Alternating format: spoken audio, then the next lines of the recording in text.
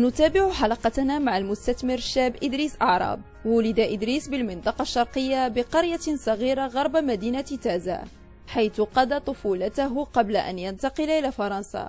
بعد حصوله على دبلوم في التسيير والإدارة وعمله في ميدان تنظيم الحفلات واللقاءات الكبرى واكتسابه خبرة في هذا المجال، اتجه إلى إنشاء شركته الخاصة في نفس المجال.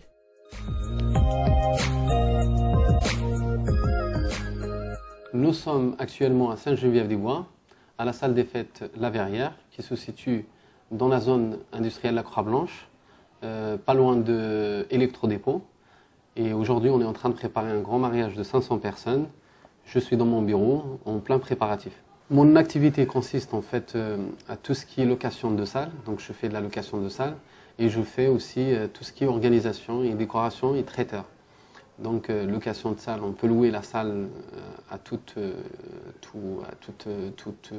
les gens, on va dire, toutes les cultures, ça ne soit pas que les Marocains, on loue notre salle à des Africains, à des Français, à toutes, on va dire, les communautés. Donc quand c'est des locations simples, donc on propose de la décoration, bien sûr, tout ce qui en suit. Et comme on peut proposer la location de salle, clé en main, des forfaits clés en main, traiteur, déco, et on propose d'autres prestataires. On a des prestataires qui travaillent avec nous, donc on peut proposer plein d'autres services, que ce soit la voiture, la location de voiture, ou le fleuriste, ou le GAFA, ou DJ ou autre. Donc ça, c'est l'activité principale. Et j'ai une activité aussi qui est en parallèle, qui est un peu récente, c'est la location de bureaux. Donc on a monté un centre d'affaires. C'est un bureau de 600 mètres carrés qui se compose de 25 bureaux. Ces bureaux, il y a une partie qui est dédiée aux prestataires de l'événement, c'est-à-dire c'est des bureaux qu'on loue pour tous les prestataires qu'on côtoie, on va dire, dans les salles des fêtes, et une partie qui est louée pour toutes sortes d'activités. Donc actuellement, je gère les deux affaires. Je gère les salles des fêtes, c'est-à-dire les mariages, la location, et je gère la partie qui est partie location de bureau.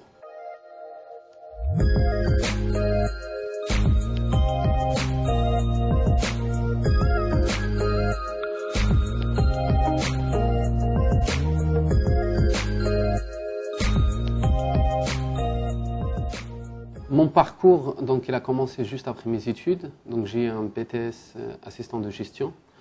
J'ai commencé mon premier travail dans une boîte d'événementiel à Brétigny-sur-Orge, qui était spécialisée dans l'événementiel. En 2005, j'ai voulu créer ma première boîte. Donc, c'était dans les salons marocains, parce que j'étais dans le métier de l'événementiel, dans la fabrication des meubles, dans la menuiserie, dans tout ce qui est décoration.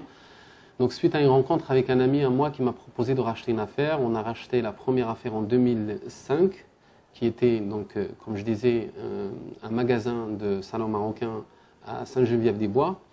Un an après, j'ai ouvert un deuxième magasin à Corbeil-Essonnes, au Tarteret. Donc c'était Espace Orient à l'époque, ça s'appelait à Corbeil, sur Sainte-Geneviève-des-Bois, c'était MDS+. Donc je me suis lancé aussi un peu dans l'événement, un petit peu dans l'événementiel, donc dans la location de tout ce qui est trône pour les mariages, parce que j'allais souvent au Maroc, donc j'importais tout, donc j'ai eu l'idée de ramener quelques décorations de mariage que j'ai commencé à mettre en location.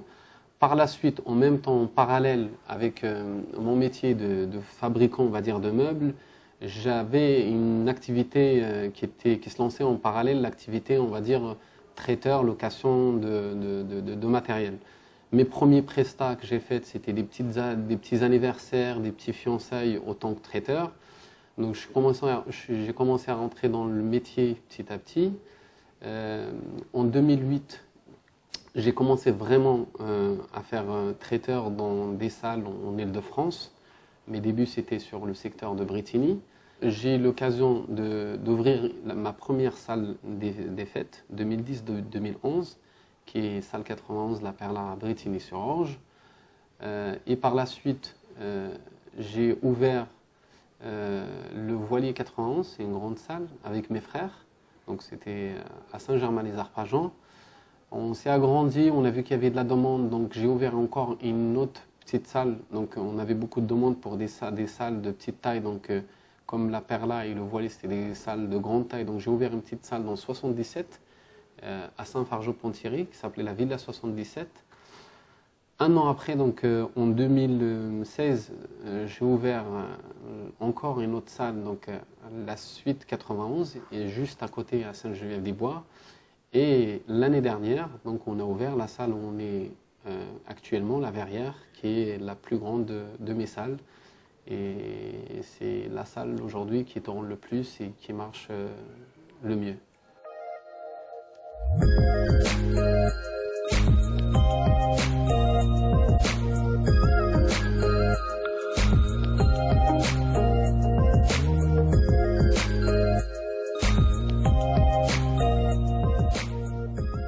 Ce qui a motivé dans un premier temps, c'est mes études. Donc mon BTS en alternance, donc j'avais atterri dans une petite société familiale. Donc j'avais la chance d'être en contact avec des patrons. Donc le fait de travailler avec des patrons, ça m'a donné l'envie de créer mon entreprise. Et aussi, il y a le fait que mon père, c'était un commerçant. Donc c'est de famille. Donc du coup, j'avais déjà la motivation avant l'école d'avoir mon propre commerce. Mes premiers obstacles, c'était le manque d'expérience. Donc, je n'avais pas beaucoup d'expérience. Et aussi le fait que je me suis lancé peut-être un peu jeune. Donc, je n'avais pas cette maturité pour gérer les premières affaires. Donc, moi, je pense que mes premiers obstacles, c'était le fait que mes premières affaires, ils n'ont pas très bien marché. J'ai perdu beaucoup de temps. Mais bien sûr, avec le temps, alhamdoulilah, on s'améliore, on apprend sur le terrain. Et les affaires, et bien sûr, ils marchent mieux plus tard. Donc après, bien sûr, il y a plein de difficultés, hein, que ce soit au niveau financier. Hein. Donc quand on commence les affaires, c'est vrai qu'on n'a pas beaucoup les moyens, on y va doucement, mais il fallait être patient. Et avec le temps, alhamdoulilah, on surmonte tous les obstacles. نجاح إدريس في بلد الاستقبال لم ينسه ارتباطه بأصوله المغربية، حيث بنى منزلا بقريته الصغيرة حيث يحب قضاء عطلته. فهناك حسب قوله يجد المغرب الحقيقي ويجد أصوله. Mes origines, je suis né à Mizgitam. C'est un petit village, pas loin de Guersif Itaza. Donc c'est un petit village qui est situé entre Oujda et Taza. Un petit village de 8000 habitants, donc vraiment tout petit village. Comme on dit, c'est l'Arabia, c'est la campagne. Et on n'avait même pas, quand on arrivait à mi-chemin, donc il n'y avait pas de route à l'époque. Même là, ça fait qu'un an qu'on a vraiment une route. Donc on mettait vraiment des heures et des heures pour y arriver. Et c'était mon enfance, je suis né là-bas. Et je me rappelle même quand j'ai ramené ma femme la première fois à ce village. Et en arrivant, il a pleuré. Il a pleuré parce qu'il s'attendait à avoir du luxe, s'attendait à avoir une villa, une grande maison. Et en fait, on est arrivé chez mon grand-père. Et c'était une toute petite maison. Il nous a reçus, on était assis par terre.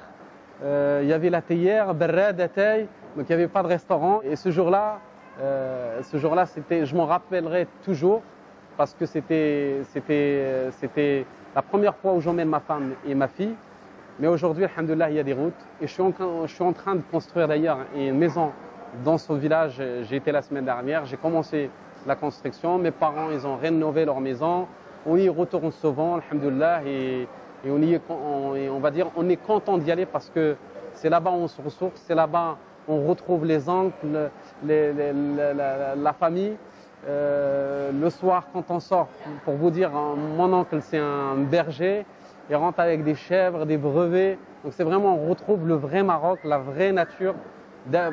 On a une maison à Taza qui est à côté, c'est plus la ville, c'est plus moderne, mais on préfère toujours retourner à ce village qui est vraiment notre origine.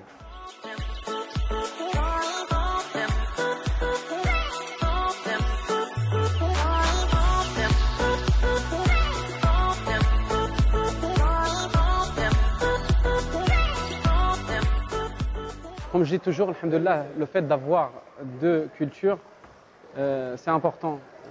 La culture française, bien sûr, la France nous a permis, bien sûr, de faire nos études, d'avoir un travail, de réussir dans nos affaires, d'avoir un petit peu le confort de vie, d'avoir ce qu'on veut, on va dire, entre guillemets.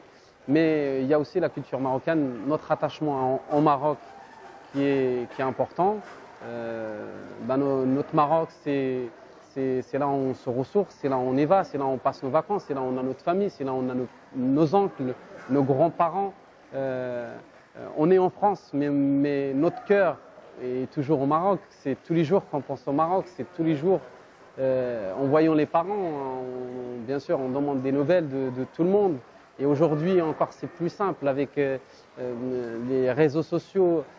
Donc moi, je pense qu'on a une chance d'avoir cette double culture qui nous permet bien sûr, comme je disais, d'avancer dans notre vie ici et de montrer aussi qu'on est des Marocains qui réussissent en France et en même temps de ramener peut-être notre savoir-faire au Maroc et de profiter d'avoir cette énergie, cette énergie qu'on a quand on revient du Maroc, parce qu'à chaque fois qu'on y va, on revient, on a l'énergie, on a la force et on a envie de repartir dès qu'on est arrivé en France. Je suis tenté pour investir au Maroc. J'ai commencé à y réfléchir récemment. Comme je disais, le Maroc, il a beaucoup changé. Il y a 10 ans, vous m'auriez posé la question, j'aurais dit non. Je n'aurais pas pensé à investir au Maroc et comme je disais à l'époque, jamais je ferai un projet au Maroc. Au jour d'aujourd'hui, je réfléchis sérieusement, mais vraiment sérieusement. Et cet été, j'ai commencé à avoir des affaires, à avoir des projets, à faire une étude de marché. J'ai peut-être 2-3 projets qui sont en cours et j'espère, Inch'Allah, qu'ils vont se réaliser dans les jours ou dans les mois à venir. Donc vraiment, si j'ai l'occasion d'aller tout de suite et d'investir, j'irai avec aucun problème et avec un grand plaisir.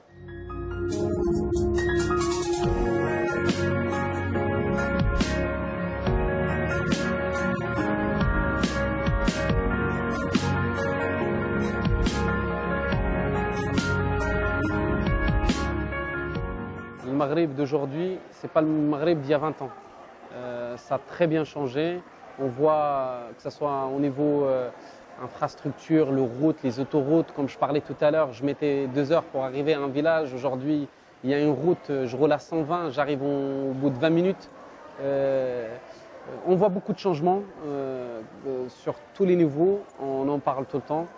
On se sent plus à l'aise, plus qu'avant.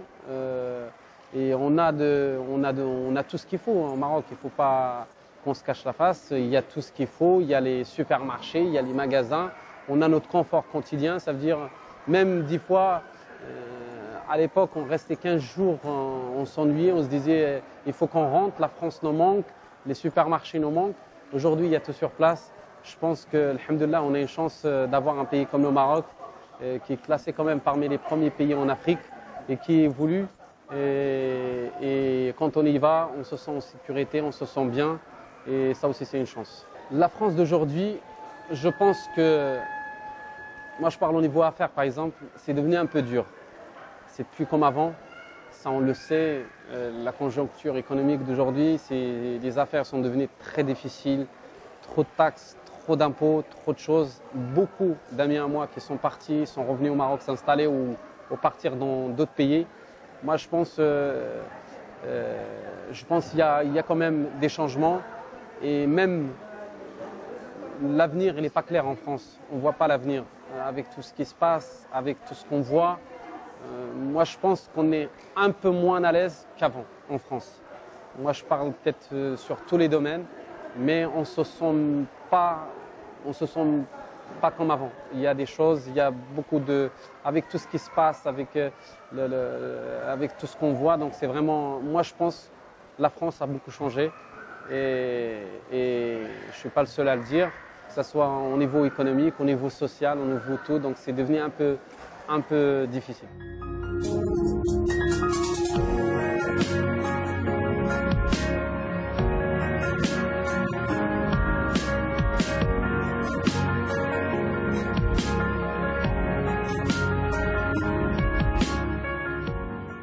Driss, je l'ai connu dans un premier temps dans un mariage, par le biais de mon futur époux qui lui est DJ dans les mariages.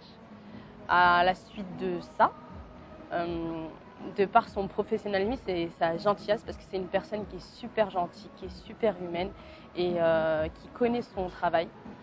C'est ce qui est le plus important chez nous en tant que prestataire.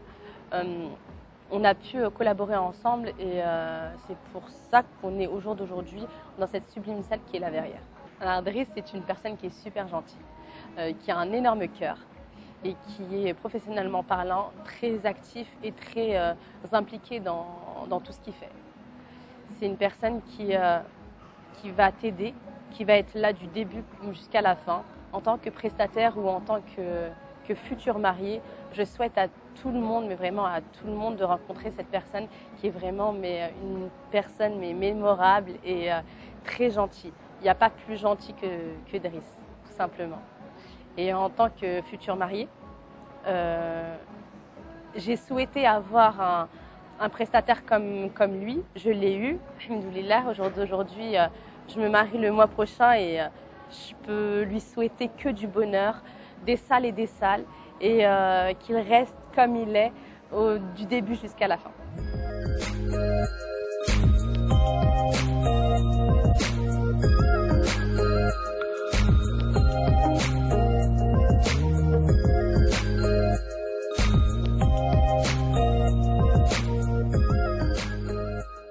Je remercie tout d'abord mes parents, ma mère qui travaille avec moi, mon père, mes frères et sœurs, ma femme, mes enfants qui m'ont toujours soutenu depuis le début dans mes affaires, dans mon travail, dans tout. Je remercie aussi tous les collègues, ceux qui travaillent avec moi, mes employés qui sont toujours là, qui sont toujours présents, qui sont toujours fidèles.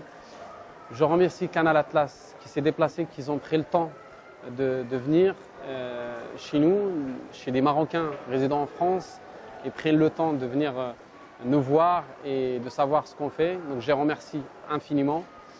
Je remercie tous mes amis en France et mes amis au Maroc, les membres des associations qu'on a en France et au Maroc, surtout l'association AFAC qui est à Mesguitam, dans mon pays d'origine, dans ma ville d'origine. Je remercie aussi tous les élus locaux de cette commune qui font beaucoup d'efforts, que ce soit le président de la commune ou le gouverneur que j'ai cité tout à l'heure, M. Belmahi, que je remercie beaucoup pour tous les efforts qu'il fait pour ce village et pour toute la province. Vraiment un grand merci du fond du cœur. Comme je disais tout à l'heure, c'est vraiment un exemple pour nous et on est avec lui.